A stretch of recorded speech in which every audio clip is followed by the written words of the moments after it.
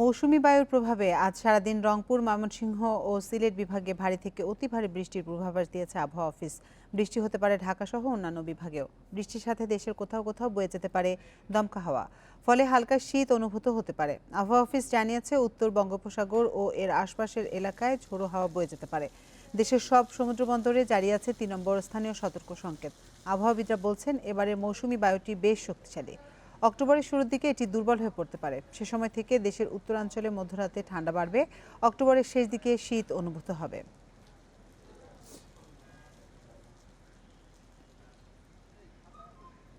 বৃষ্টির প্রভাবে দেশের উত্তর পূর্বাঞ্চলে যমুনা, ধরলা, তিস্তা ও জাদুকাটা নদীর পানি এখনো বিপদসীমার উপর দিয়ে প্রবাহিত হচ্ছে। তবে বড় কোনো বন্যার সম্ভাবনা নেই, জানিয়েছে বন্যা পূর্বাভাস ও সতর্কীকরণ কেন্দ্র।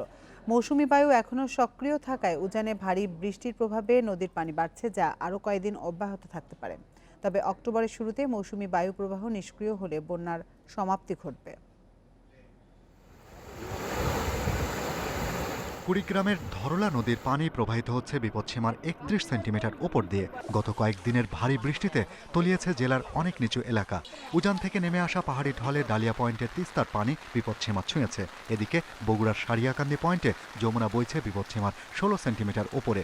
গত কয়েকদিন ধরে গড়ে প্রায় ২০০ মিলিমিটার বৃষ্টি হওয়ায় সুনামগঞ্জের জাদুকাটা নদী বিপদসীমার ১২৪ সেন্টিমিটার ওপরে বইছে। আর ভারতের চেরাপুঞ্জিতে গত কয়েকদিনে গড়ে ৪০০ মিলিমিটারেরও বেশি বৃষ্টি হওয়ায় সুরমা এবং মেঘনা অববাহিকায় বন্যা দেখা দিয়েছে। কিছু এলাকাতে আপনার খুব স্বল্পমেয়াদী একটা বন্যা পরিস্থিতি সৃষ্টি হয়েছে। তবে এটি বড় ধরনের কোনো বন্যায় রূপ নেবে না, এবং এটি আমরা আশা করছি যে আগামী ২-৩ দিন পানিটা একটু বৃদ্ধি পাবে উত্তরাঞ্চলে এবং উত্তর পূর্বাঞ্চলে, এবং তারপর থেকে পানিটা আবার কমে যাবে এবং পরিস্থিতি স্বাভাবিক হয়ে যাবে।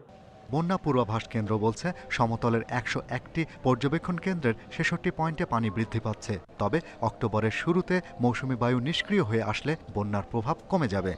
পানির বৃদ্ধির পরিমাণটা একটু বেশি এবং ব্যারেজের গেটগুলো খুলে দেওয়াতে পানিটা আসলে আমাদের নিচের দিকে খুব দ্রুত চলে আসতেছে, এবং আমাদের সেটা এসে আমাদের বড় নদীর সাথে মিশে যাচ্ছে, এবং এতে আমাদের ওই উপরের দিকের লালমনিরহাটের উজানের দিকের বন্যার যে তীব্রতাটা বা প্রকোপটা সেটা অনেকাংশে কমে যাবে।